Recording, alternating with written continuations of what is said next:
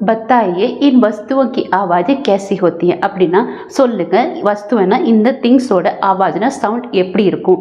பானி மே சல்னா தண்ணியில் நடக்கும்போது while walking in water அதோட சவுண்ட் எப்படி இருக்கும், இதோ இப்படி தான் இருக்கும்.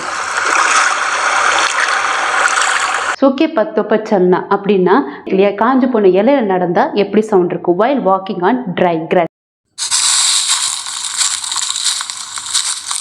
குபாரா ஃபூட்னா குபாரானா பலூன், பலூனோட உடைச்சா எப்படி இருக்கும். பர்த்தனோ கா கிர்னா அதாவது பாத்திரம் விழுகிற சவுண்ட் டிராப்பிங் வெசல் சவுண்ட் எப்படி இருக்கும்.